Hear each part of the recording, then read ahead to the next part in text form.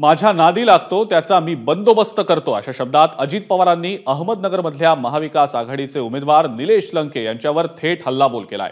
त्यावर खासदार सुप्रिया सुळे यांनी सुद्धा प्रतिक्रिया दिलेली आहे। लंकेंना दमदाटी केली तर ढाल बनून मी उभी राहीन असं प्रत्युत्तर सुप्रिया सुळेंनी दिलेलं आहे। अजित पवार नेमकं काय म्हणाले होते आणि त्यावर सुप्रिया सुळेंचं नेमकं काय प्रत्युत्तर आलंय पाहूया।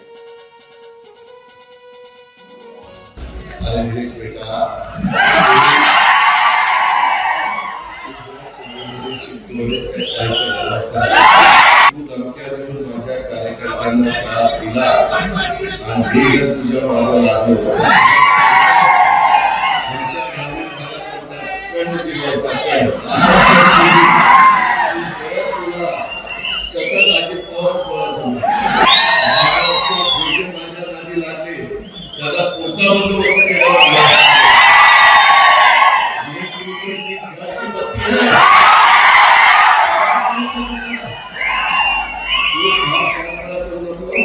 मी जोपर्यंत शांत आहे तोपर्यंत शांत आहे।